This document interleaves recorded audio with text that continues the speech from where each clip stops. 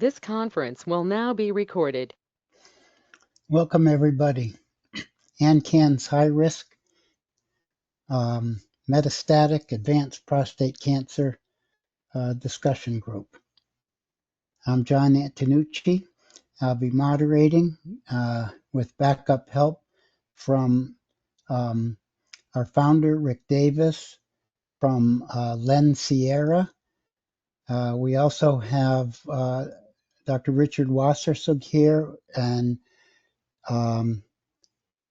Dr. Paul Shellhammer, who have expertise in the field of ADT, in particular estradiol, and they both have prostate cancer. But if any questions come up, if you want to ask any questions of these particular two experts about that, you're welcome to do so tonight. We have a hard stop in 2 hours tonight, so we're going to do our best. We have quite a number of newcomers. I want to thank our sponsors for helping make this possible. I have misplaced my list here, but I think Rick will help me out. We have Foundation Medicine, Telix,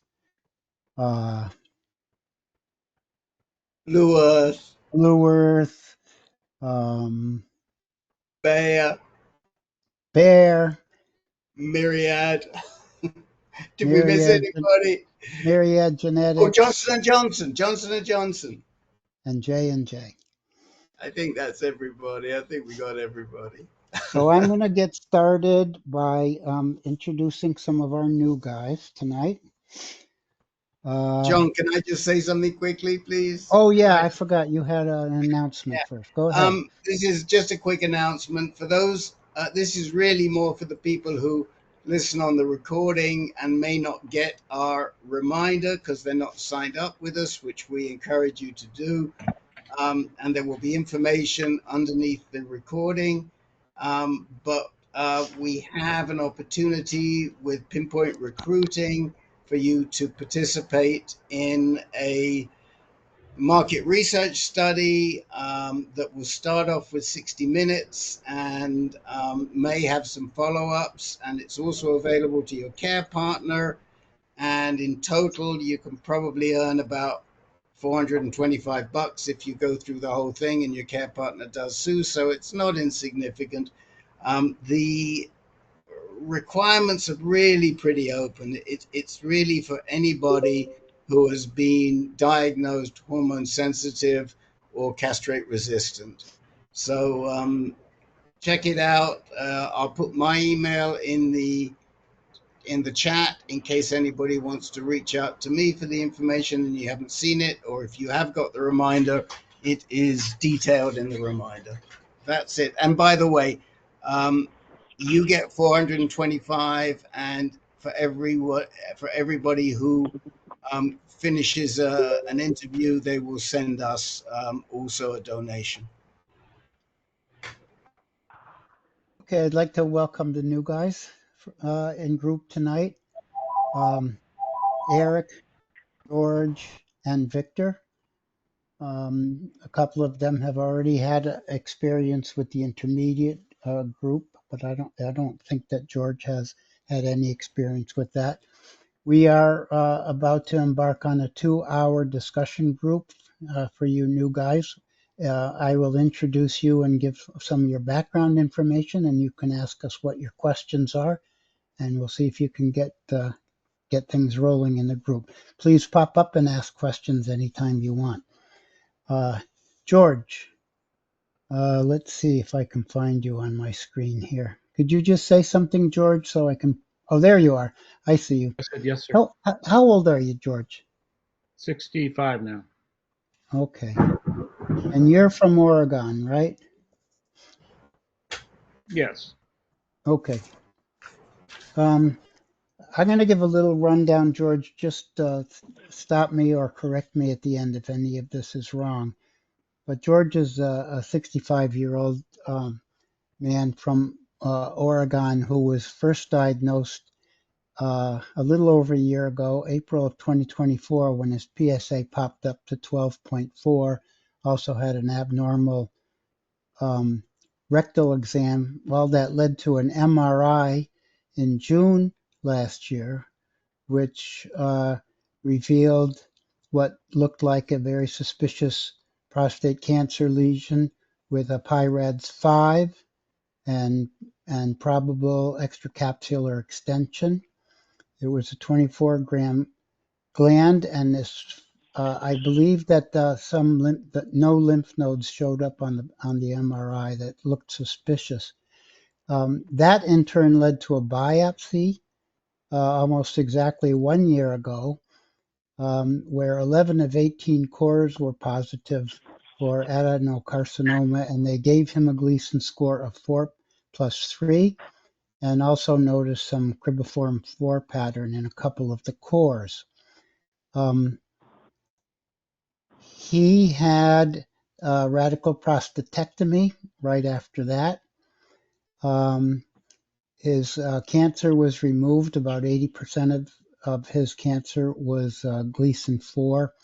He did not have extraprostatic extension, but did have perineural invasion. And they pulled one positive lymph node out of him. He had an original testosterone level of 802 and was started on Elgard and Abipred in the fall of 2024. He reached a non-detectable PSA soon after that and followed up with adjuvant radiation therapy in January of 2025 to the pelvis and prostate bed. As far as I know, his PSA is still undetectable. Is that correct? That's correct, yeah. Okay. He had a DEXA scan. He's sort of like Rick in this way. He had a DEXA scan showing some osteoporosis right off the bat and has been started on denosumab. He is seeing a Dr. Emily Lynn at Providence Cancer Center, West Side in Portland. She is not exactly fellowship trained in GU oncology, but she does limit her practice to GU and GI cancers. And what am I missing, George? Anything? The only update I have for all that is that I received my Invita score, and it's all negative, which is the germline testing.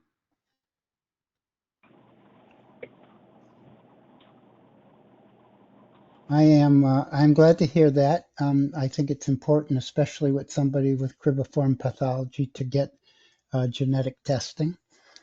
And tell us what brought you to us and why at this particular time. I'm just turning over every rock or stone that I can find, and I was on YouTube and I saw an interview with no, I can't remember the other moderator with PCRI and Nathanson, right? Ben Oh, Nathans. Ben. Ben You saw Nathanson, Ben yeah. on PCRI. Oh, okay. Oh, yeah, and he mentioned the group, and then I kind of binge watched some recordings of it and decided to get involved. Okay. Well, great. Well, welcome to the group. Thank you. How are you tolerating your treatment so far? I've just been super lucky and blessed that I've had no problems. Are you talking about Excellent. the ADT? Yep.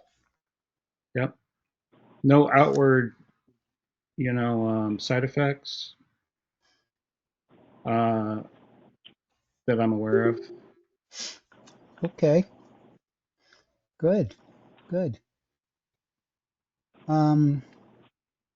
Anybody in the group relate to any of what you just heard? Want to say anything to George? Can you mention whether you had a PSMA or FDG or any scan, or did I miss that? No, regrettably, I was offered the PMSA and before I did the prostatectomy, and I did not do it. Okay.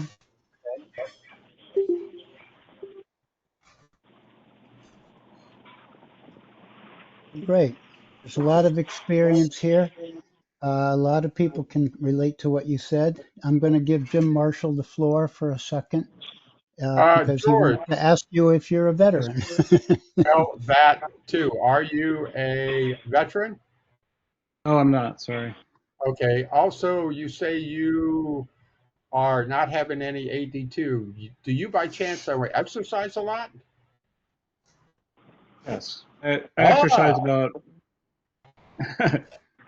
I'm on a pretty strict diet, and I exercise 5 days a week fantastic. Yeah, at least. that seems to be the key.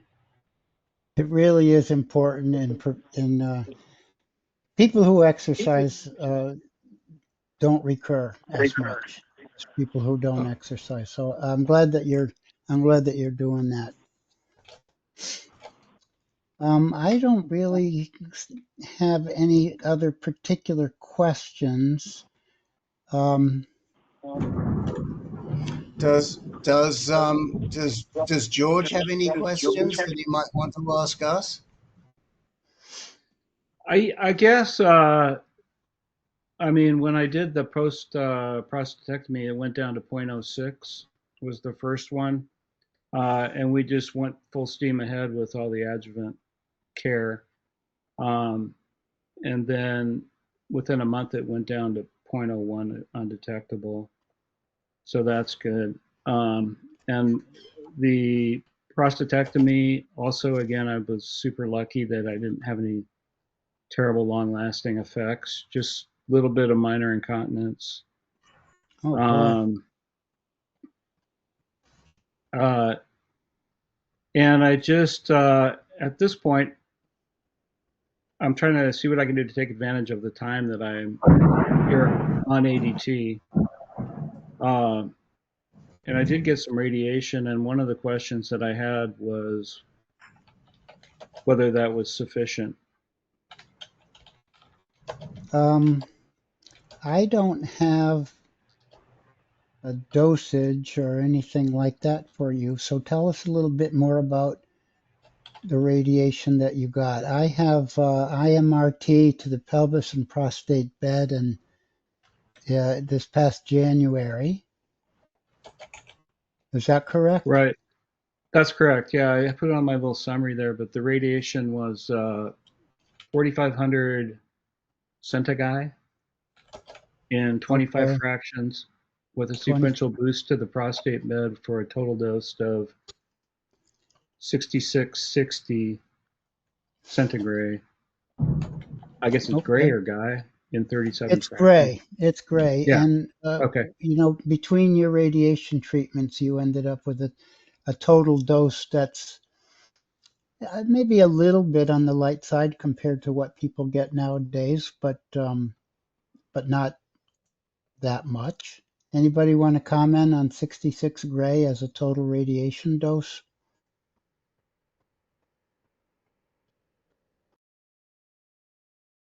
I think mine was 74 or something, roughly in the ballpark.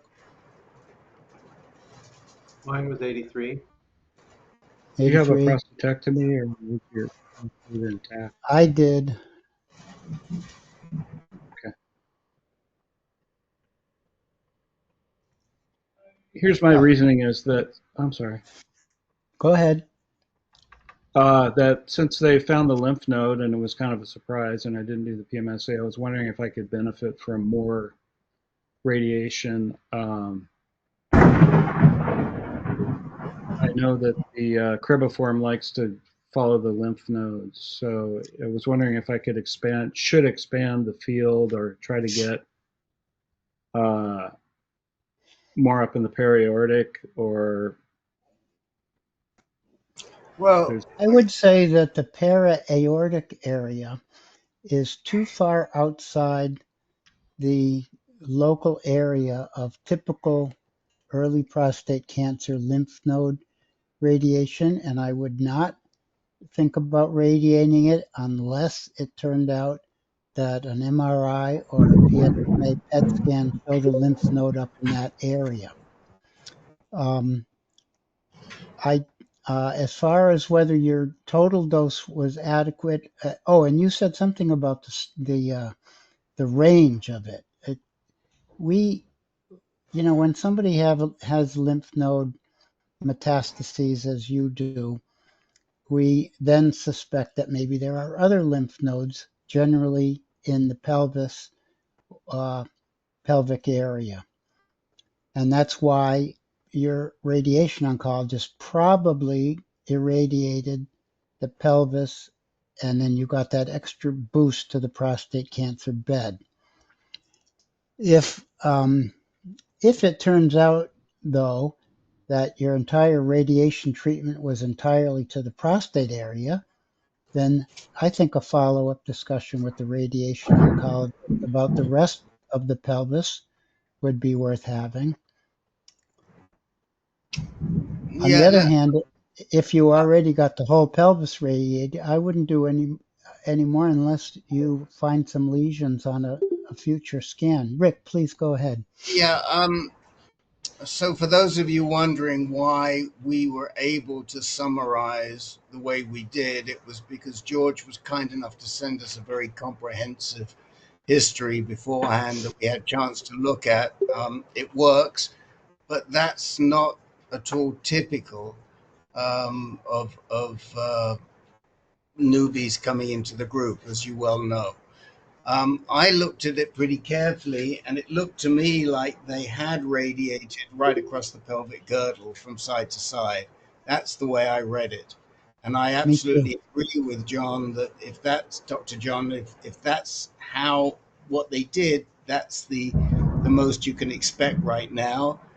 You might want to verify that they did radiate right across. They didn't use a different pattern. There's a pattern called rabbit's ears that a lot of the docs might use, and it sort of goes up either side of your crotch, like a kind of, and across the pelvic bed at the bottom, so it kind of looks like rabbit's ears and the top of the rabbit's head. Um, if that's what they did, then yes, there's a valid discussion. The other thing I wanted to point out is that we now know there are multiple forms of crib reform. So, whilst crib reform is more serious, it really depends on what type and category of crib reform it is that you had. And some of the crib reform can be really serious. Other might just be a sort of anomaly in the pattern. So I think I might be wrong, and Dr. Paul or one of the other gents, Dr. Wasserson, but I think there's some 40 different types of crib reform that they've now identified. And the expert is a guy called Jesse McSomething at Cleveland Clinic. And he's done a really good video that we've referenced before and we can reference again. So that this is just sort of for information for you, George, to clarify a few things. Your cribiform pattern 4 does carry a higher risk with it. So even though your treatment has been quite aggressive, I don't begrudge it myself because of that. You know, some people might have gotten away with a little less treatment than you've had, but you have metastasis, you have cribiform pattern, so I think I don't know if you have any treatment regret, but it seems like your team has been pretty aggressive with you. Paul, did you want to make any comments about that pathology? The only question I'd ask is how long are you intended to be on the ADT? Do they say it's an 18-month, 24-month? And you've been very fortunate without a side effect profile, but have they given you a time duration? Yeah, as of now, it's 24.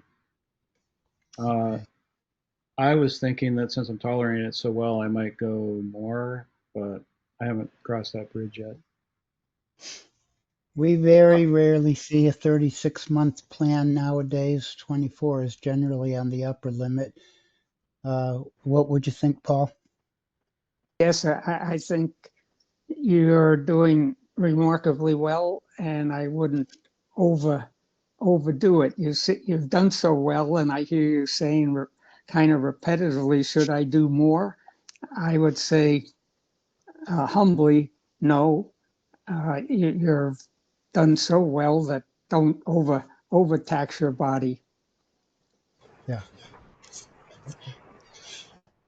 I see a hand raised. Let me see who it is. Mark. George, I just waited to hear where you're getting your care. Well, it started off in Oregon, and the surgery was in Brazil, and now I'm back to Oregon, and I was going to a place called Compass Oncology, and I've moved to Providence Oncology. Just I'm a fellow Oregonian, so I was curious. And Oh, are you? do you have a GU medical oncologist on your team? I can answer that question, George, in case you're unfamiliar. George's oncologist, although she did not do a specific GU fellowship, she does restrict her practice to GU and GI cancers. So she is not a full GU medical oncologist, but nor is she a general medical oncologist. Yeah, and I just would like to add to that the first practice, Compass, really didn't respond properly to George's condition. Yeah. We knew George was osteoporotic, but they did nothing for months, maybe even close to a year, that did not give him a bone strengthener. There were a couple of other things they didn't do, and George was smart enough to pick up on that. And so he switched to Providence. He now has a lady. She's young, but she's very interested clearly in GU. She didn't train with any GU at any.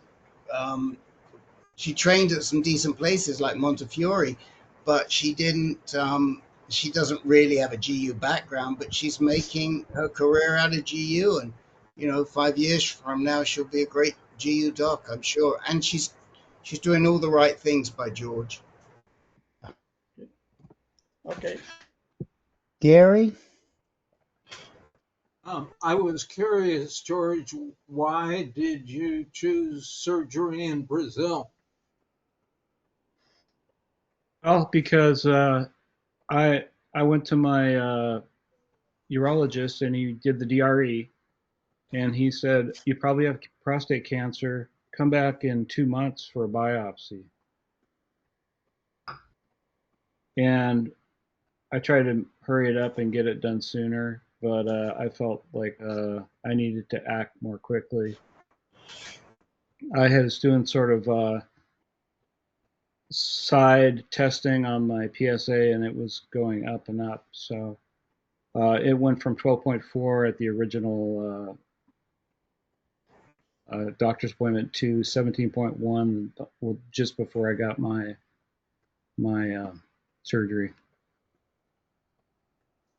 And you just, I mean, I have a connection with Brazil, and I was aware of a very good doctor down there. So he was top notch for Brazil. Okay, thank you. Yeah. Victor, I am going to similarly introduce you to the high-risk group and see what questions you have as well. John, can I just explain that Victor was in the group last night, so we gathered a lot of information, and that's why we're able to repeat this with Victor. Go ahead, Victor.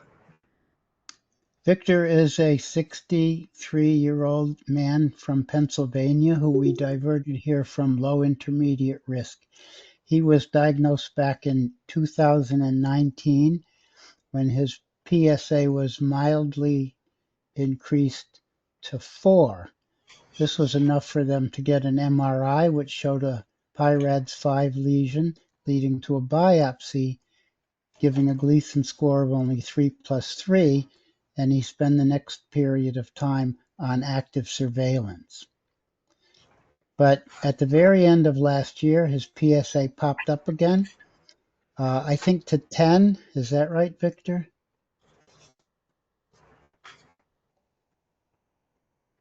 I think to 10. And that led to, several months later, to a radical prostatectomy in May of 2025. The surgical pathology revealed a Gleason 3+4. 25% of the tumor volume was a 4, and he had bilateral disease. He did have what looked like an invaded margin into the area of the bladder neck, but no other extracapsular extension. He had, it looked like from my information that there was only one lymph node biopsied. I want to get confirmation on that, but it was negative. I don't know. Let's see. Oh, he had a Prolaris genetic test, and I want to ask a little bit more about that. His post-op PSA at 6 weeks was 0.06, and he has another 4 weeks to go before he gets his 12-week post-op PSA, at which time we'll be able to see whether he can be called salvage or not. He's not a veteran, and his treatment is at UPMC with Dr. Applebaum.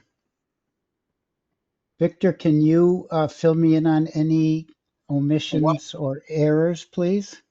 One thing we missed, Dr. John, is that we're suspicious of metastasis at the bladder neck. Yeah, or invasion, at least, yes. Victor? Can you hear us, Victor?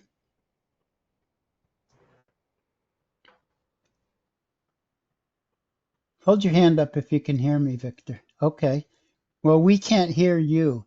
So try to go up to the little gear in the upper right and select a different microphone. You're already unmuted on the platform, but you might have the wrong microphone selected on your computer.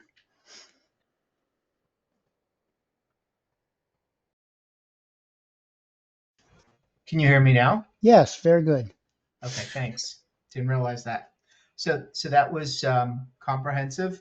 I had the Polaris test about 2 years ago, and it came out at 3.4, so low risk, and that's what led me to continue to do active surveillance. So I had an surgeon who did the surgery, and then when I went for my first follow-up, he apparently did not read the pathology report in advance, so I was questioning him about the cancer being outside, and he didn't seem to know it. And then he was somewhat, his reaction was, well, my surgery, I saw clean margins, and the pathology report isn't always right. So it wasn't the response that I expected. So while I have a follow-up with him next month as part of post PSA testing, I've also made an appointment with GU oncologist, Dr. Applebaum, based upon advice that I've received from this group, because I'm not sure that the surgeon is looking out. Like, I'm not quite sure where his head is in terms of making sure that I'm being treated properly. It seemed like more of a defensive response rather than, oh, well, we need to evaluate that and next steps. And when I asked him about potential radiation. He was very vague about how many treatments. And so I don't feel like, even though he's listed as practicing in oncology, I got the sense from some of these support groups that you want to go to someone who's a certified medical GU oncologist. So my concern is, my thought is the next step is to talk to the oncologist, which I'll do in 2 weeks, talk about a PMSA PET scan to evaluate whether we can find out if there's any cancer there, understanding that it may not pick up microscopic, understanding that there's also another type of PET scan that you can do that picks up the cancer that's not detectable by PSMA, and then evaluate that to determine whether radiation is appropriate, whether active surveillance is appropriate, whether ADT is appropriate. And I want to just make sure that my thought process and approach is kind of consistent with general practice, because I don't have a lot of faith in my surgeon, and trying to figure out, like, who should I be moving on to next. Well, we are very happy that you're moving on to Dr. Applebaum. I think both Rick and I had the same thought when we first talked to you, which is that the surgeon, unless he's Superman and has microscopic vision, he might not be able to see things that the pathologist can see in your sample. And the 12-week PSA will tell us a lot about whether Dr. Applebaum is going to be thinking about salvage radiation. But let me throw your questions open to the group and see who's got experience that can contribute to your uncertainty about your surgeon and your next course of treatment. Anybody? Well, just before we throw it out, Victor, I did reach out to the gent who the metastasis in his bladder neck has come back to bite him in the fanny, and that's a strange picture, isn't it? The bladder neck biting the fanny.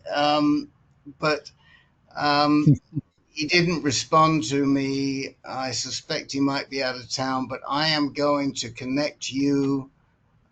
His name is Jeremy. He's frequents the call. I suspect he's not around right now, but I will introduce the two of you. I think we have I have both your emails, and he'll talk to you a little bit. But I know that in his case, they really didn't mention to him that the disease was in the bladder neck, and as a result, he didn't follow up. And I think it's really smart on your part to be doing what you're doing. And I really would like maybe Dr. Shellhammer to comment on this. When the disease is suspected in the bladder neck, you really got to try and nip it in the bud. Would you like to say something about that, Dr. Shellhammer? Yeah, I guess with today's bringing up to date with today's possibilities, an undetectable PSA, as far as I know, any of the radiopharmaceutical scans, PSMA, Exhuman, that will probably not detect any disease at that level. So you are really going on the pathology report, which I would advise you have second opinion on, because you're basing your direction, if your PSA becomes undetectable, entirely on that report to get further treatment, i.e. radiation to the prostate bed. So a few more pieces of information to tie in: the PSA, a review of the pathology report, just to be absolutely certain that the ducks are lined up in the right row. So is it customary or not at all customary for surgeons to do any pathology review during the surgery to make sure that all the margins are clear. I mean, I know they did that. Like I had a little cancer on my head, and they did that as part of a Moore's procedure. I don't know whether that's something that they do with prostate cancer, or they just remove everything and then like do you have any thoughts on why that didn't happen in my surgery? Well, And most prostate? of the time that Mohs possibility doesn't exist. There is something called NeuroSafe, which is a way of biopsying and immediately looking at the tissue to determine positive margin versus negative. Up and coming, there's going to be fluorescent possibilities, but I'll say 99.9% of radical prostatectomies are done absent that repetitive, well, I won't say 99.9, 98% absent that repetitive assessment by pathology in real time. So no, what you're describing, a la Mohs for your skin, does not apply currently, at least to radical prostatectomy maneuvers. Thank you. Good questions, Victor. Anybody else would like to contribute anything to this uncertainty that he's experiencing now? Jeff? How many lymph nodes were taken out? Just one. Oh, good. Yeah, I thought so. Just one. That's pretty Isn't that kind of unusual weird too. though? I mean, I had like 27 of them removed. Yeah, I had 10. Paul, did you ever just take a single lymph node out? And that's extraordinarily unusual. I'd have to say that they must have thought it was abnormal and plucked it, but no one does a one node lymph dissection. So that might be a question for you to follow up with. They may have only reported one node to you, Victor, but I think it would be worth your while going back to them and saying how many lymph node samples did you take and test. I think it's evidently unusual, and it may just be a communications issue. If it's not a communications issue, you come back here, you'll talk to us. Talk to Dr. to Lenny Applebaum about it and see what's said. Okay. Have you had a PSMA scan since your radical prostatectomy? Never. Okay, and did you have one before? No. No. So I think that's also an area to explore with Dr. Applebaum. I mean, back in the day when Dr. Paul was wielding his scalpel, he never had that great benefit of a PSMA scan before he went into the operating room. And, you know, it tells you an immense amount. Now, in your case, we probably would never not have used it because you were 3+4. But I think at some point, and just remind me, am I correct in saying that your PSA was 0.6 after the prostatectomy from memory? Is that right? 0.06. Oh, 0.06. Yeah, yes. 0.06.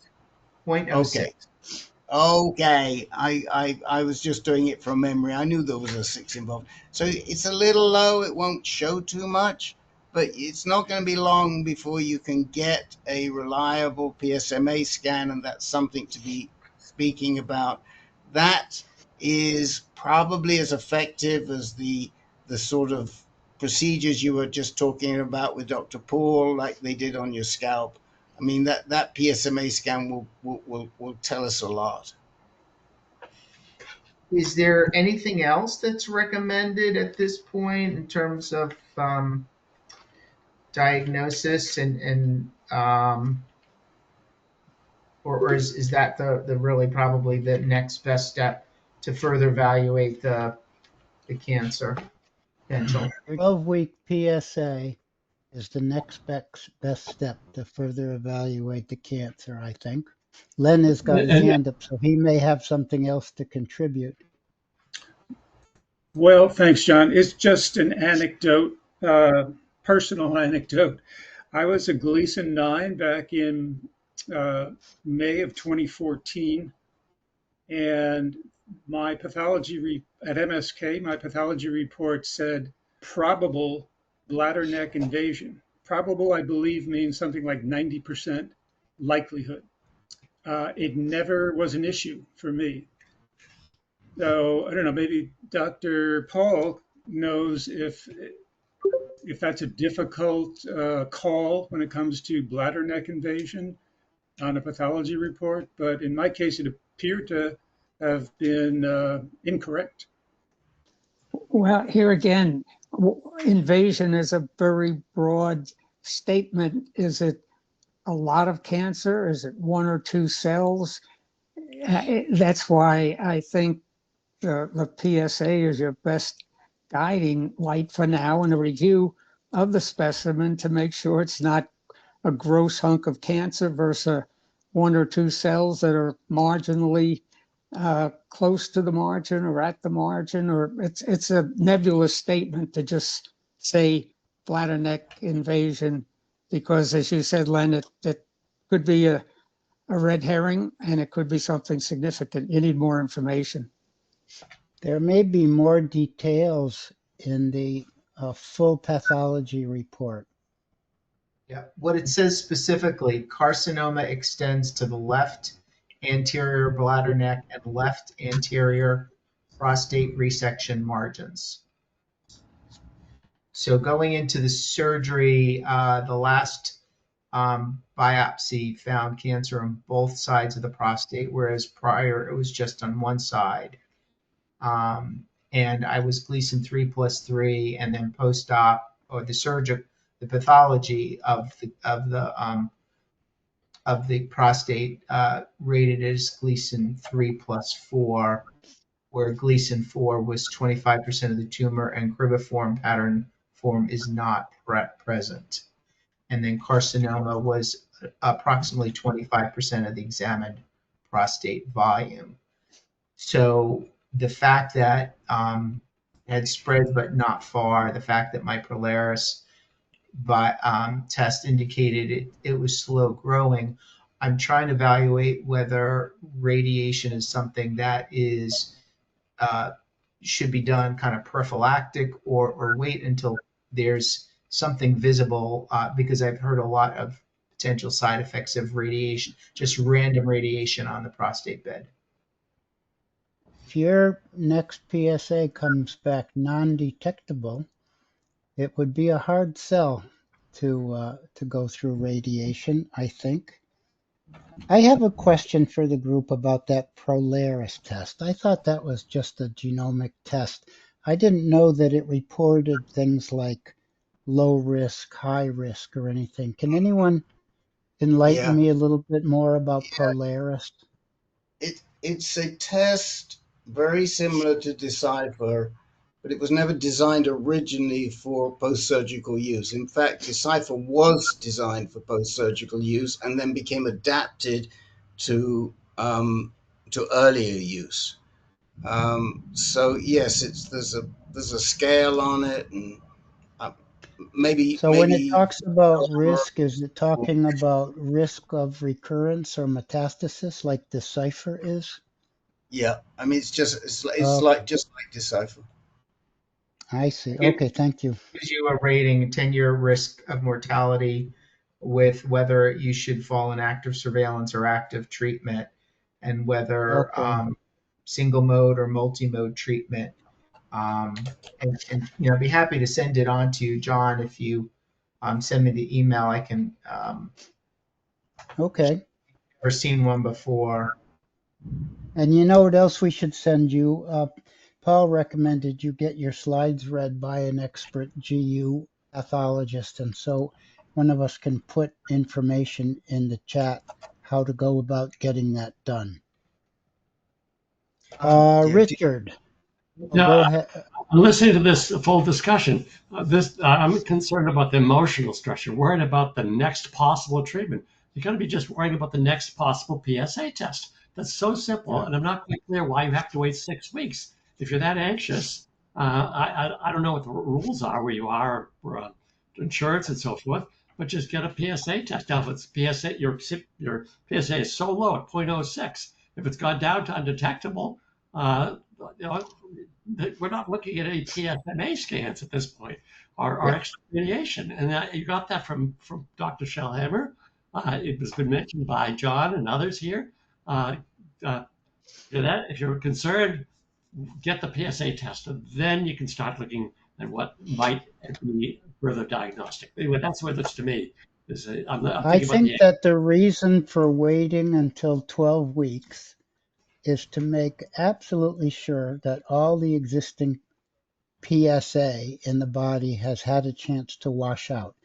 Now, I think 12 weeks is a long time. I don't think PSA has a very long half-life in the body at all.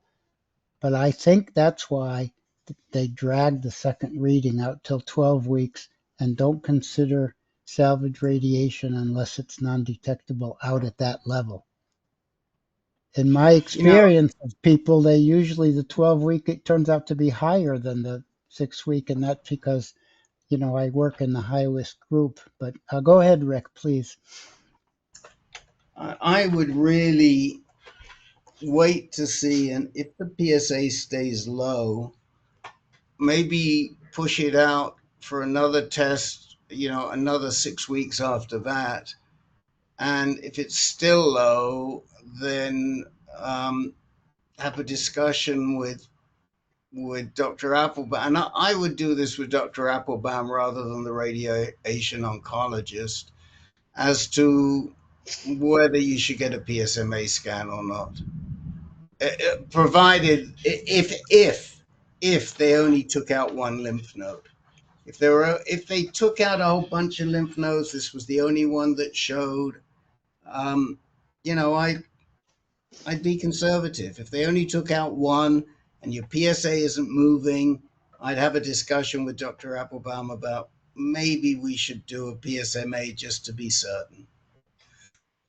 Okay. John, I think you got to keep going here because it's 4 o'clock and you still got one more guy and a bunch of questions, and we got to be done. I think my other new guys were Russell. And he's Seneca. here now. Oh, is he here? Is Russell here? Yes, he's here. Oh, okay. And Eric Tavella, I don't think is here. Is Eric Tavella here? No. And Eric Danaden has left, right? Okay.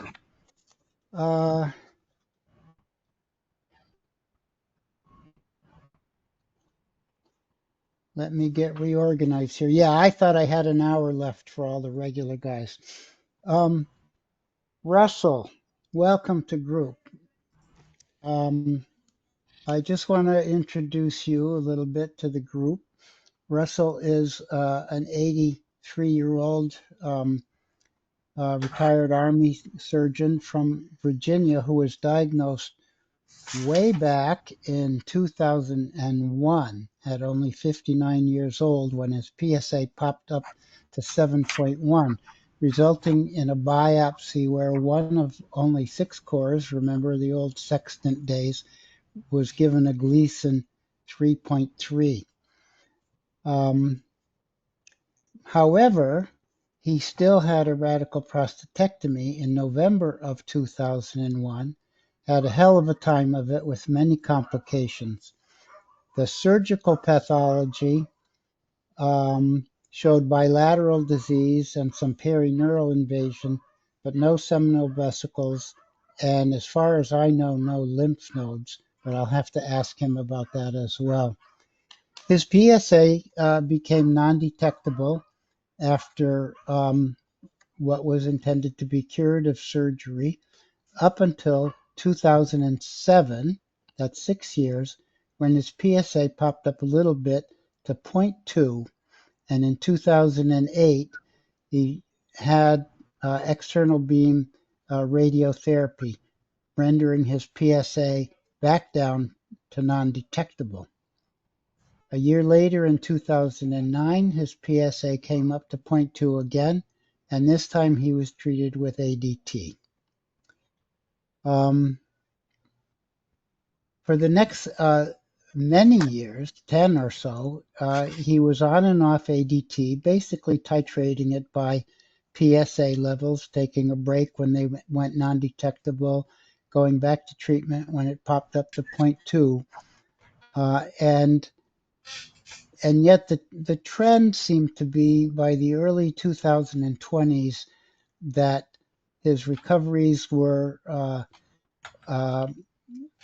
slower in coming, his recurrences were faster in coming, and by April of this year, his PSA came to 2.7, still on monotherapy ADA.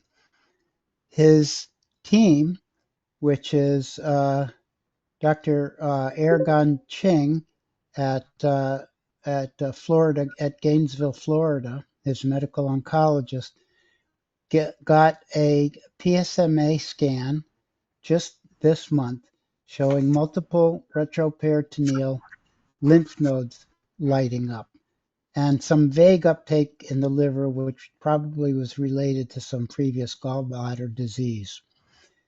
To my knowledge, he hasn't had any gene tests. So now he's joining the group at the referral of Jim Marshall. I don't know what the very most recent PSA is, and he probably has questions about how to intensify his treatment in the light of his PSMA scan. And so welcome, Russell. If you could make any corrections or fill in any omissions that I've done. Yes. Can you hear me? Yes, very well. Okay. I was in Gainesville under a general oncologist, and prior to that in mid-Florida for another general oncologist. And I guess both of those felt that I was becoming castration resistant, and we talked about additional hormonal therapy. It was never instituted. I did have an Acumen scan in 2023 that was negative, and then in January of 25, I had complete negative studies, CT, chest, abdomen, bone scans, etc. We moved back to Virginia, where I had originally practiced surgery, and saw Dr. Aragon Chin. So she is actually located at Fairfax. Thank you. Okay. And she drew my last PSA in late April or mid-April was 2.31, 2.75, and then the latest was 4.07, and she ordered a Tempest, which I believe I sent to you, John, Dr. John. And, I did get your Tempest, yes. I mean, I couldn't understand all that stuff, but the thing that I saw that seemed to be encouraging, that the tumor cell count was 4.4 or 1.4%. Unfortunately, the PSMA showed multiple retroperitoneal nodes, the largest of which a diameter was 0.9, but there are at least 9 or so lymph nodes, some on the right side, most on the left, and some in the aortocaval region.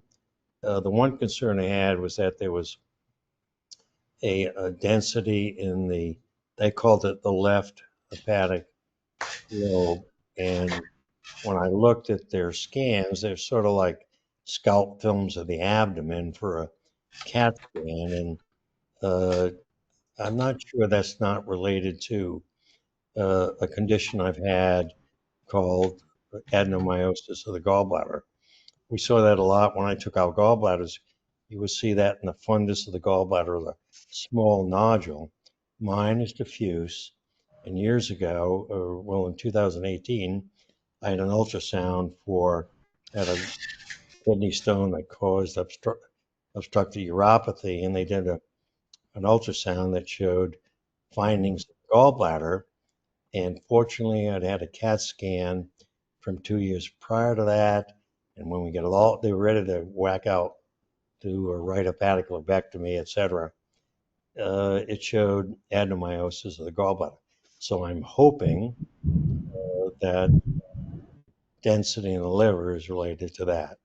So I think I'm not an expert on obviously PSMA scans, but it picks up inflammatory changes. There were inflammatory changes in the esophagus, etc. So unfortunately, I've not been able to contact Dr. Aragon Chin to discuss this because I wanted to have some more information as to what she would recommend for me to do now.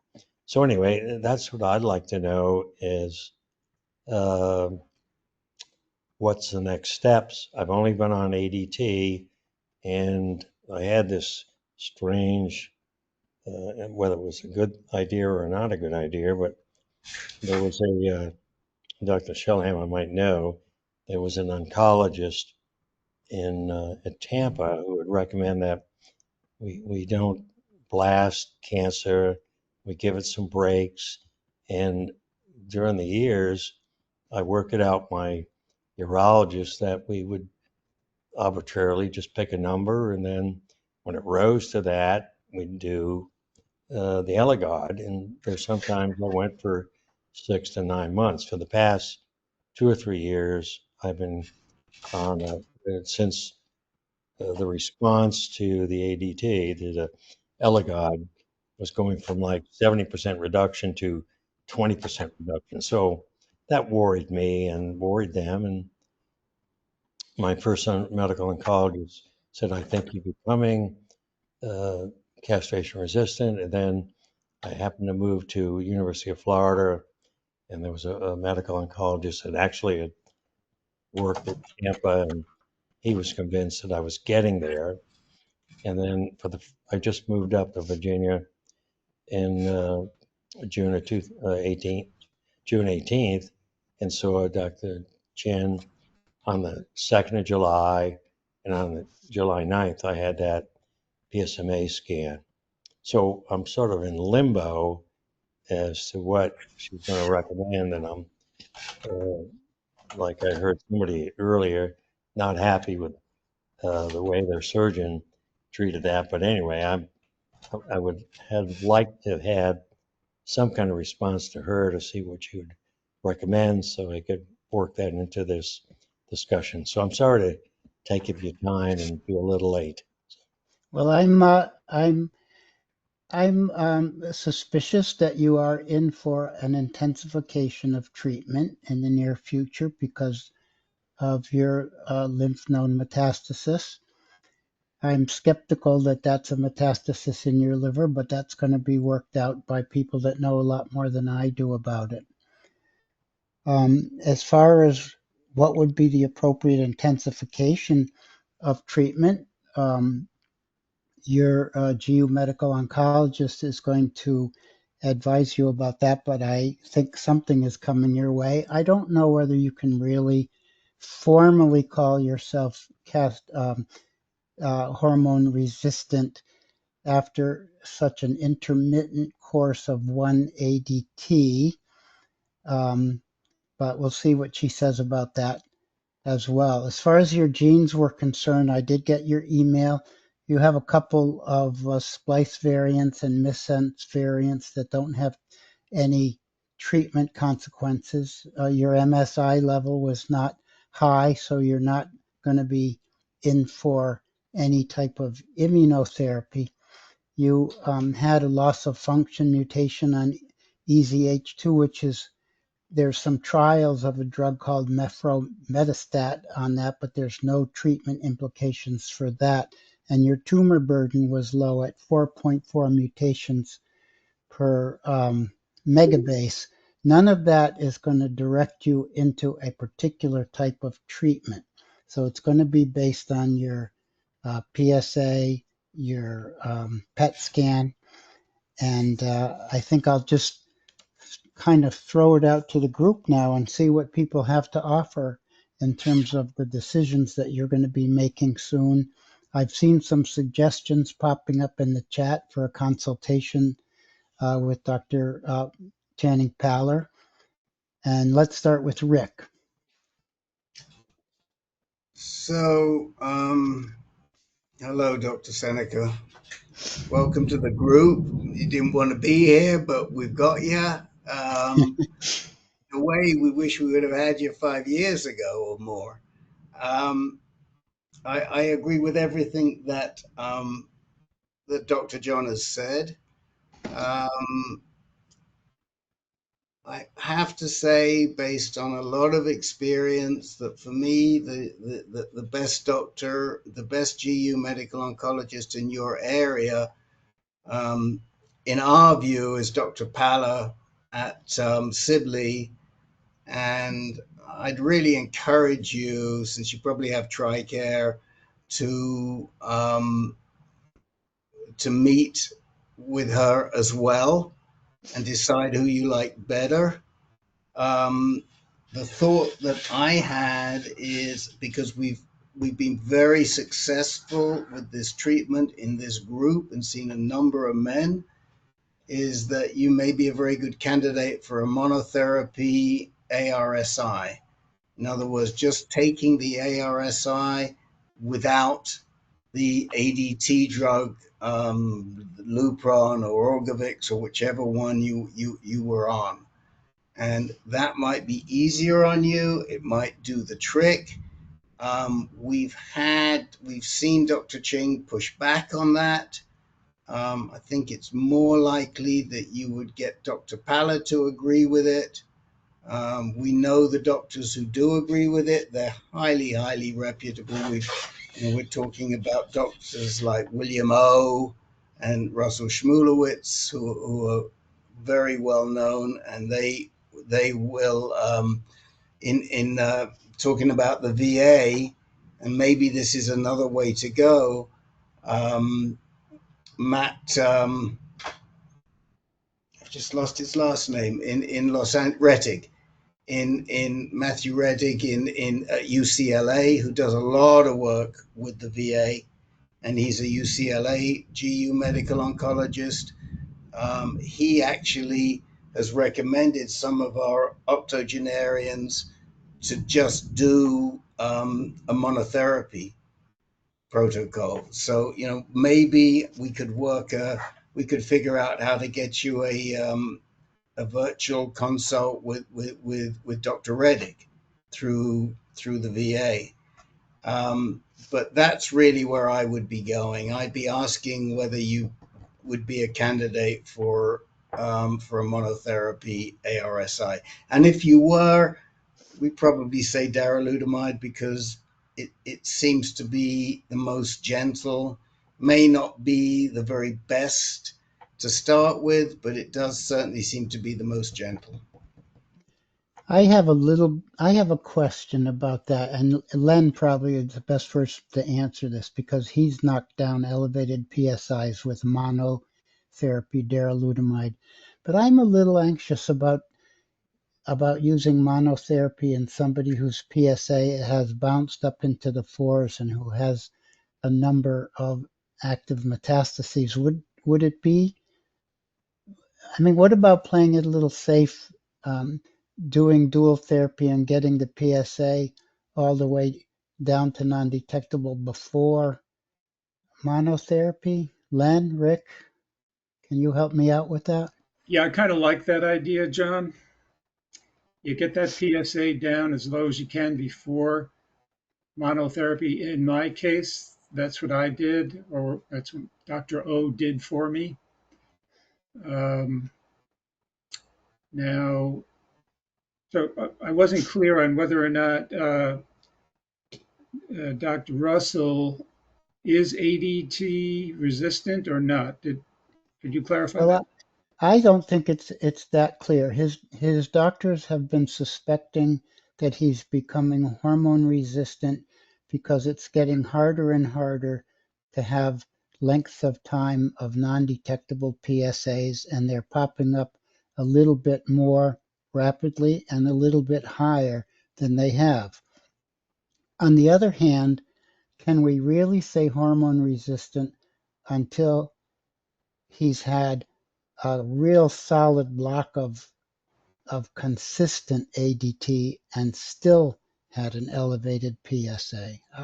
That's my question about the hormone resistance. I'd like to know the testosterone level. I mean, if testosterone has been consistently low despite the on and off ADT, and now that you're on the Lupron again, is your T gone below 20? Is it in that range, or do you have information on your testosterone level? Great Yeah. question. Yes. Every time I get a PSA, can you hear me? Yes. Every time I get a PSA, I get a testosterone, and I mean, it's as low as 10, 17, almost always below 20. And the history of the PSA level is that, initially when I got the Eligard, it would drop by 50 to 70%, then it kept going to 20%. Now it's on the other side. I get the Eligard and it goes up. So April 17th, I got the Eligard.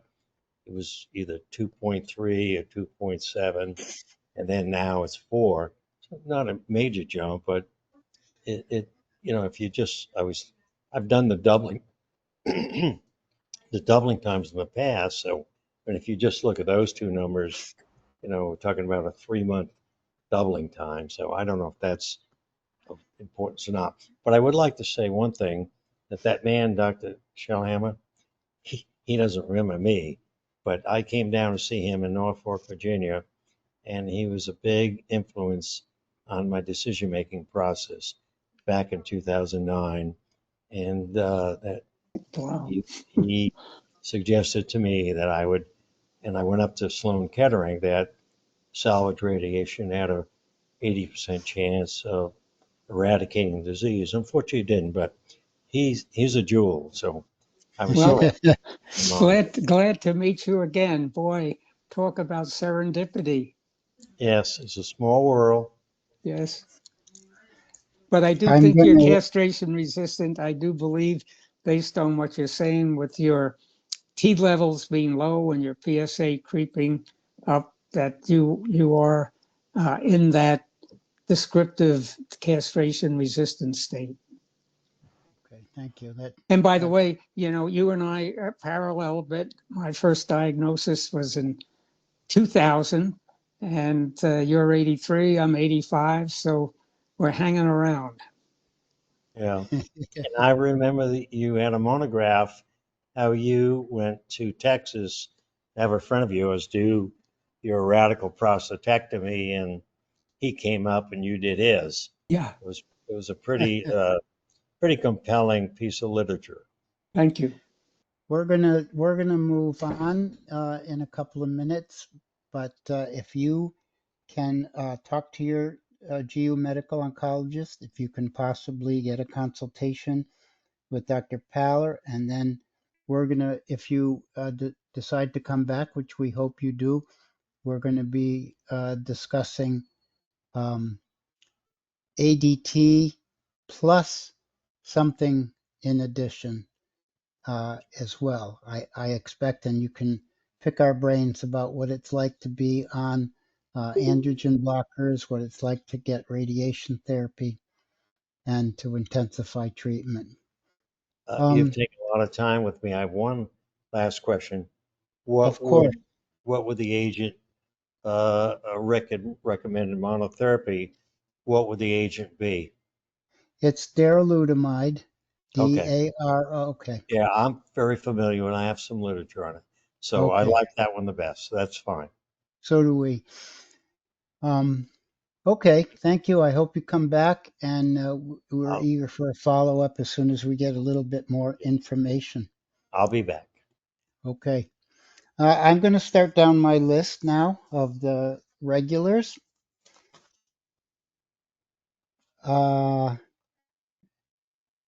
Richard Fisk and Richard Kramen are not here, are they? And Lee Balin's not here, is he? Okay, let's go to Barry Bloomquist and get an update. So, just one thing, if you could send those 3 names on to Len, please, that would be great. Okay. Thank you. Barry, are you still here? I am still here. Yep. Good, good. Give us an update, please. Okay. So things have been moving along pretty quickly here. Today I received my first shot of Lupron, and I got the 3-month dose per Dr. Antonarakis recommendation. Yep. And I'm also tomorrow morning starting on abiraterone. Abiraterone. Yep. Yep. I start that tomorrow morning. And I'm getting a port installed here in the next week or so. And then on the 25th, I'm supposed to start my first infusion therapy with terataxiform or whatever that one is. And Taxotere? yes, Taxotere. Yes, I'm sorry. And so the one question I had for the group, given all that's going on, was, they're recommending the ice mittens and the ice socks and maybe an ice hat or something like that. But I got a tour today of the infusion section of Minnesota Oncology. And I didn't see hardly anyone using any of those. So is that worthwhile, buying those and using them according to the group, having gone through this? Because I haven't, of course. And or is it not? Well, I'm very glad to hear that your intensification of your therapy is ramping up right now, and that you talked to Dr. Antonarakis. You did see Dr. Heath as well, or no? Yes, I did have a great meeting with Dr. Heath, and she said that she would be there in the event of any further need for advanced consultations, but she was okay with what Dr. Kwan had recommended. I'm getting the triplet therapy, and yeah, she was wonderful. They're both great, aren't they, Heath and Antonarakis? Okay. Spectacular. We need somebody that's been on docetaxel to give Barry some information. Bob? Yeah, I was on it, and I got to tell you, I tried the mitts and the foot things that you can buy. They were just too cold for me. What my wife came up with, she came up with bags of ice that you could take in a larger bag, like you'd take like a picnic basket, I guess. And I would put my hands on the ice and just take my sneakers off to feel the cold air, because the environment where you're at, it's going to be very, very cold to begin with. But I found out that the ice bags did work on my hands, and then when they got too cold, I could pull them off, let them warm up a little bit, and then put them back on. So it was effective for me, even though I do have some residual. It helped a lot. It did. Great. Thank you. Oh, and if you do, put ice chips in your mouth while you're going through it. Oh, okay. Okay. And how about on the hat? Does that help with the hair loss, or is that? It does. I got the hair loss, so I can't tell you that. I didn't put it on because it was too cold for me, just with the other things. It was very frigid, I'll be honest with you. But it's worth it if you can stomach it. Go ahead and do it. Okay. Yeah, I mean, we've seen it as being very effective to counter neuropathy and hair loss. It definitely makes a difference, but it ain't easy to tolerate, as you heard from Bob. So if you can do it, I do it. If you have to abandon, then I really like Bob's strategy. Use an ice bag and take it on, take it off, put the ice on your head, take it off. But yes, it definitely works. We've seen it. And when you see some of these people, I mean, I'm thinking of Princess Kate with a full head of hair. That's because she was using one of those hair ice cooler things. It really does work. One quick question, Barry. Did you do? Did they give you Casodex before bicalutamide before they gave you the Lupron He shot? started on Firmagon, Rick. Oh, oh, okay. So you had a Firmagon shot first, and then you followed it up today with a Lupron shot. Is that right? Yes, yes. Okay, fine. Okay, great. Great, great, great. Okay, all good. Other comments for Barry? I do see a hand up. Oh, it's Bob still. Okay. Any other comments for Barry? Good. I'm glad things are rolling. Thank you. Uh, Appreciate the info, Kang, guys. you're next.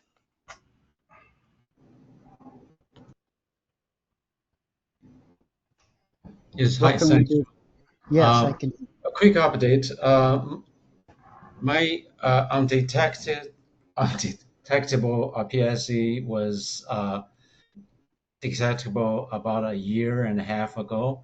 Was undetectable for about almost 3 years. During this months, a year and a half, it's been growing, and I had PSMA PET CT every 3 months, but no lesion was found until the PSA raised up to 20 something at the June PSMA PET, and then there are findings of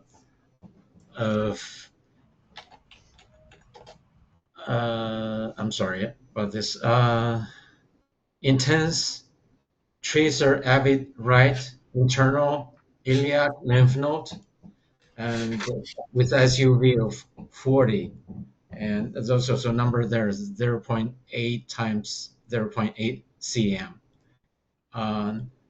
plus uh, uh, also a right distal ureter with an SUV of 25.8. So with that finding, I guess I'll have a doctor's visit in 2 days. I guess Who are you going to see, Kang? McHugh from MSK, Dr. McHugh. Uh-huh. Yeah, I think I'll be asking questions. Of course, I will listen to the doctors. What doctor has to say first. With per my preparations, I will have to ask whether that's uh, biopsiable or could I biopsy it to at least to have an up-to-date tumor sample, because I don't have a decent tumor sample in New York, in the United States. I was diagnosed back in China in end of 2020. So the tumor sample was never able to send to the hospitals in Mount Sinai. That's where oops, sorry, something happened. Sorry about Yeah. that. Yeah, I don't know whether it may have something to do with me. I'm sorry about that if it is. And so there was only two biopsy of two tissues before the SBRT back in 2021. Before that, in Mount Sinai, I was told it really was not a pathological diagnostic purpose. It was just for the purpose of confirmation, so the SBRT can carry on. But that sense, I don't really have decent biopsy sample. Especially, it was the ones that I had was 2021, so it's 2025. So the disease might have changed, which I'm thinking. I don't know. So is the reason, so you're wondering about a biopsy. Now your PSMA PET scan makes it clear that you have a PSMA positive adenocarcinoma metastasis in a lymph node. Yeah. I'm not sure what to make of that ureteral metastasis. I'll ask Paul for help about that, but it sounds like apparently your prostate cancer has metastasized either to the ureter or to a lymph node next to it. So why is it that you want a biopsy? Is it that you're concerned that the prostate cancer has altered itself into something else? Exactly. I see. Plus, I don't have actually tumor sample or tissues. And there's another factor, and I'll let Len comment on this, but Len's done an amazing job with Kang, helping him along here, and there's been, and Kang's recently moved from Mount Sinai to MSKCC, and his PSA has been increasing significantly. I think it's now around 26 to 30 and 39. 39. 39 weeks ago. 39, and we haven't been able to see anything. And it's just been going and going and going, and we haven't been able to see anything. And it's only really in the last few weeks that, first of all, the urethral mass gave us concern, and now there's a lymph node. But, in this level of recurrence, you might expect more. So our feeling has been we need to look and see what we can see if we can get a tissue sample. Better even than a liquid sample, because yes, part of it is we need an analysis, and that's being done. But this is very weird prostate cancer. Len, would you add anything to that? Because you're really the expert here, not me. Well, yeah, I've been working with Kang, and it is somewhat remarkable or unusual that his PSA kept rising and his PSMA scans were continuously negative, and nothing showed up until his PSA was in the 20s, and now it's 39 before something finally shows up. So it's not your typical adenocarcinoma. Kang had asked me, does this mean my lesions are PSMA avid? And well, at least partially, at least those are certainly, but we don't know what else might be contributing to the high PSA. There could be other lesions that aren't showing up on the PSMA PET scan. So there may be some actionable mutation. So I think Rick and I both agree probably that it's a good idea to biopsy that internal iliac lymph node. And like John said, maybe Dr. Paul knows, would that be the easier of the two to biopsy? The other one being I don't know, was it periureter? Distal right ureter. It's right on top of the right lymph node. Let's ask Paul whether he could get a needle into either of those places. I'll say that the description of a periureteral metastases from prostate cancer as a solitary event, as you're describing, or even as a wider noted occurrence, is extraordinarily rare. I mean, I'll say I have not had experience with one. So are there two things going on? I don't know if there's any obstruction associated with this with regard to hydronephrosis that would warrant a visualization internally with a ureteroscopic exam, but certainly what you're describing is unique in my experience. So a biopsy sounds critical, certainly of the lymph node and maybe of the periureteral tissue. Thank you. I thought it was for the lymph nodes, the biopsy is easier, or what was wrong? Yeah, lymph node would be easier, but is the fact that your periureteral tissue lit up as PSMA positive, you'd have to make the conclusion that that's prostate cancer as well. But you're finding things on PSMA scans that we never knew existed before, and this may be a hint that there's more of that to come. But I have not encountered that in any of my reading or clinical experience. So I guess the MSKCC folks could sure, or the Mount Sinai folks could tell you if they have. The Mount Sinai What I had told Kang and because of what I read, is that the internal iliac node drains into the periuretal lymph node. So it's likely that whatever mutations are in the internal iliac lymph node are also in the periureteral. Does that make sense, Paul? Correct. Yes, it does. Yeah, I Go ahead, think. Kang, sorry. Yeah, thanks, Lynn. I think the Mount Sinai radiologist said something like they're basically the same thing, but it's not through his mouth, but through Dr. Miller's mouth. They're pretty much the same thing. I guess I kind of know that radiation to the lymph node is a possibility, but as far as biopsy goes, do I have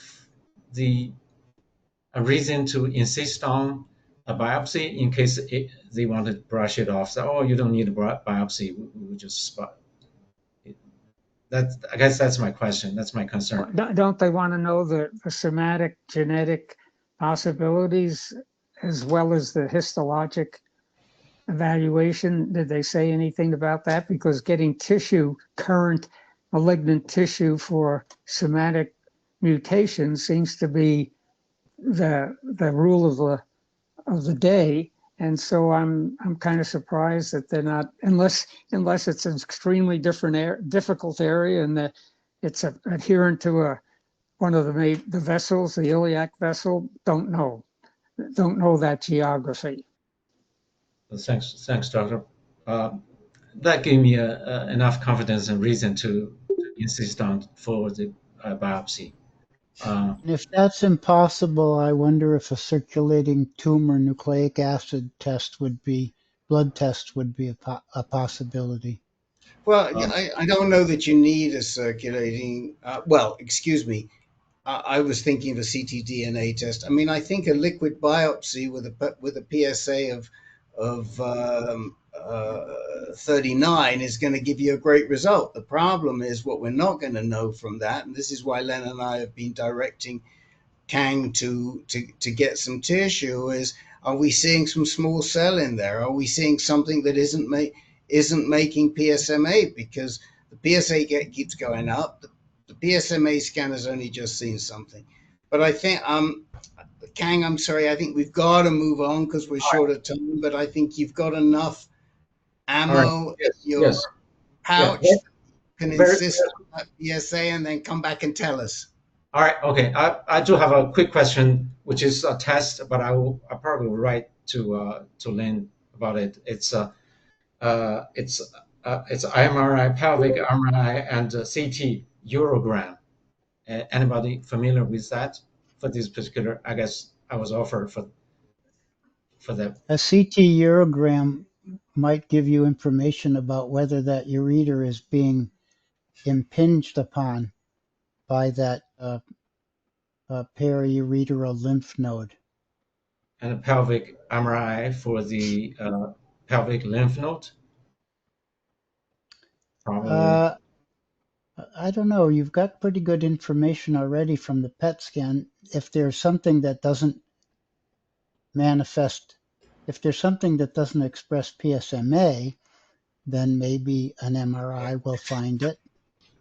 Yeah, I mean, if you're going to go fishing like that, I mean, one simple thing to look for might be chromogranin, but Len hasn't suggested that. He'll send you that. Just ask for a chromogranin test. Let's see if we can find anything that might be responsible for creating these tumors driving up the PSA that is a little out of the ordinary. Yeah, all right. I think we've got to move on, John. Okay. Thank you so much. Very interesting discussion. Please catch up with us. I got a half a dozen guys. I want to make sure I get to anybody that needs to be talked to today. Hank, how about you?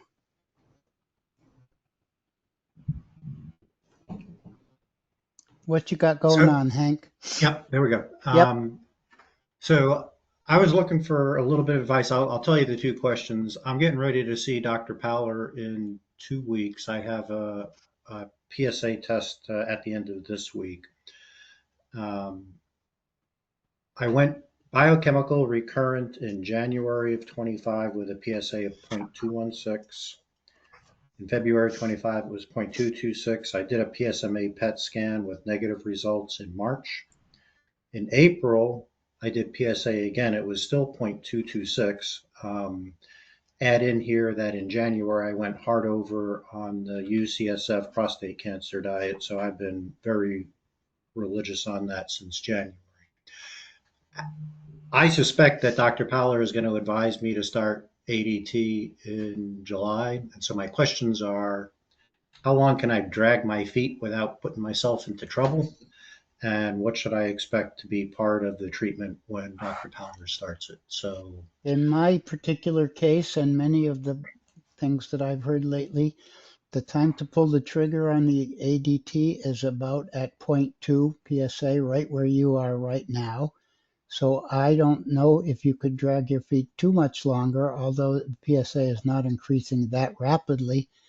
But can I have some other feedback on this question from other people, please?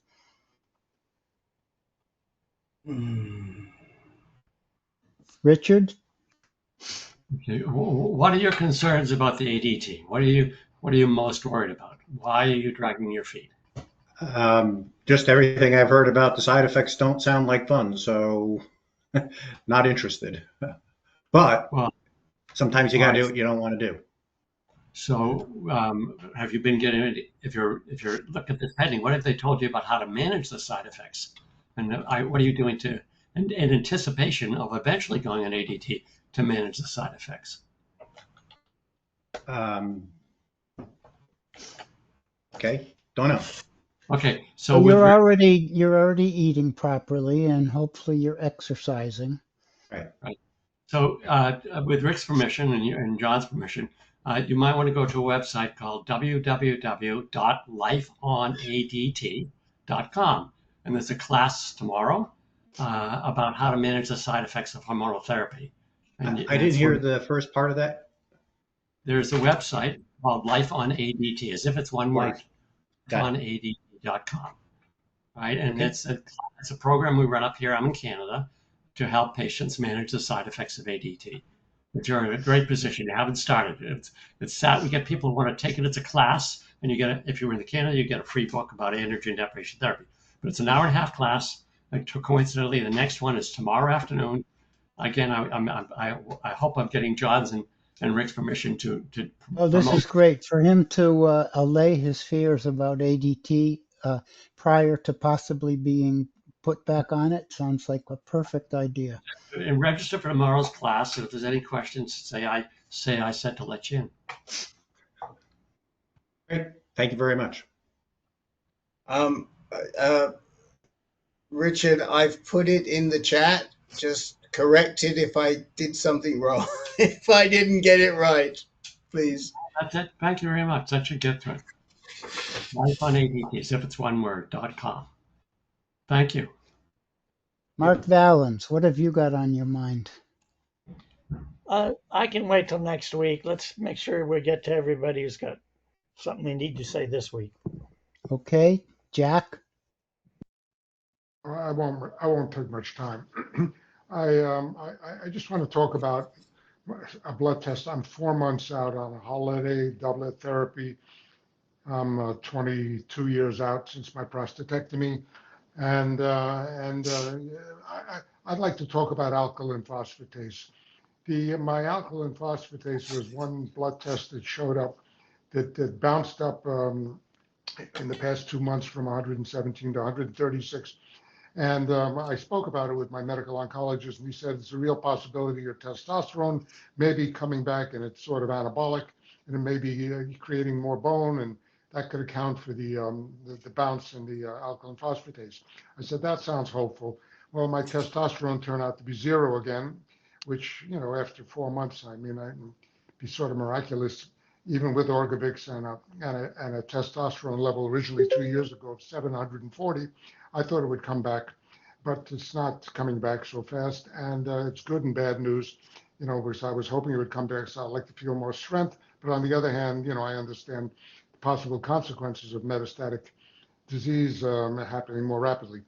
So my PSA is 0 and my alkaline phosphatase is 136. What I'm wondering from you guys is, do you have any experience with alkaline phosphatase and your rising and what it correlates with as far as your prostate cancer and metastatic disease?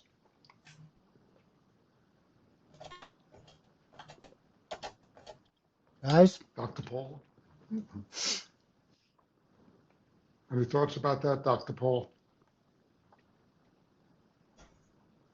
Yeah, Jack, that rise is true, is a rise, but I'm going to say it might be an isolated bump. And if it were I would get another one to see where you stand.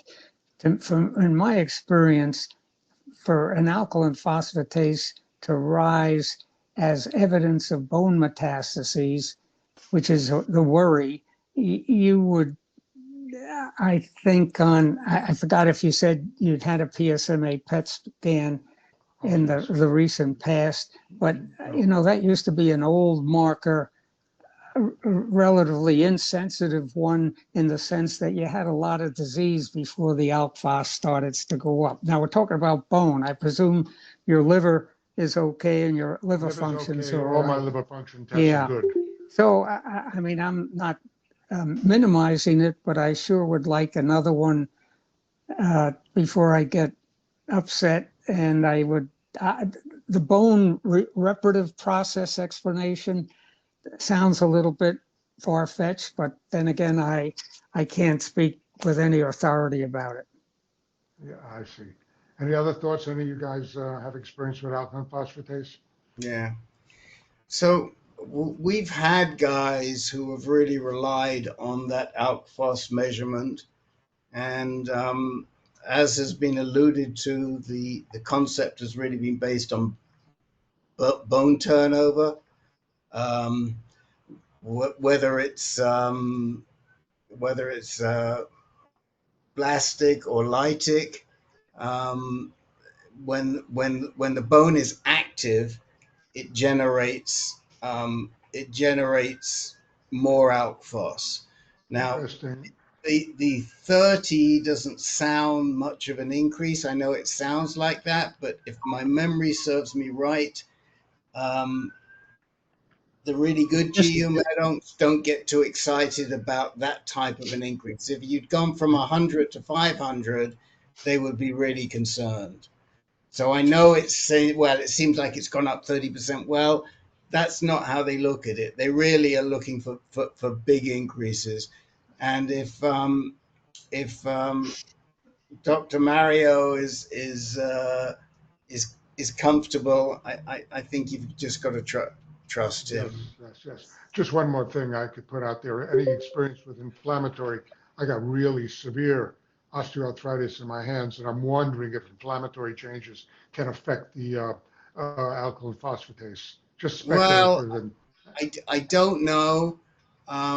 Ask Belusic, and I don't know, but it's a real good question whether that inflammation. I'll check it out. Never heard of it. GPT.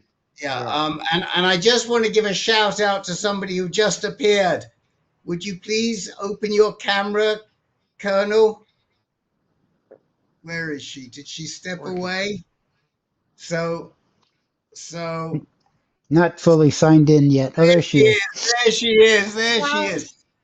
I would like to give a shout out to another military person, Lieutenant Colonel Susan LaHaye, who we love, who is one of the oldest participants in this particular group because she started attending it with Ron, her late husband, Ron Silverio. In what year, Susan? I think in 15. I think That's, maybe that 14, but I think 15. sounds about right. And Yep. and we could never get Ron into the group, Yeah, but he was in the Susan. group. You know, the thing is, we didn't. Ron and I came on. That was before we didn't do the video. We joined by Yeah, on phone. the phone. That's So but Ron and Ron always was part of it. We used separate phones and we were together in the calls. well, It we, was we Okay, Susan never and had. let I. me let me finish the shout out to Susan, and I want to just check in with my last guys and make sure nobody's in a Okay, crisis of any sort. okay. Dan, what do you got today? No, I'm You zipped. are? Move on. Yep. How Next about week. put you in for next week? Yep. Okay. How about Bob Schwartz? Yeah, I'll wait till next week too. Thank you, John. Well, I'm one of running you, away next week.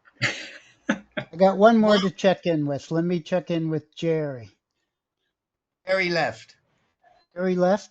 Okay. Jerry left. So let me just Well, finish one thing about Susan, and we'll go back to Bob Schwartz, and we can handle Bob Schwartz. The reason Susan's in the group is because Susan now leads our Care Partners group and has done since the inception. God bless her. And so we're not even going to close this room. We'll just stay in the room until afterwards. Bob Schwartz, first of all, I'm so pleased you want some time because it's like getting blood out of a stone with you. So why don't we at least listen to what you got to tell us? All right. Well, go ahead, Bob. my question first is, what is considered undetectable PSA? The undetectable PSA is a PSA below the detection limit of the particular lab that you're going to. In some cases, it might be 0.04 or 0.01 or 0.008, but if it's too low for them to detect it, then it's going to be called undetectable. Now, from the actual clinical importance point of view, it may be that you have a lab, like my lab, used to detect all the way down to 0.008.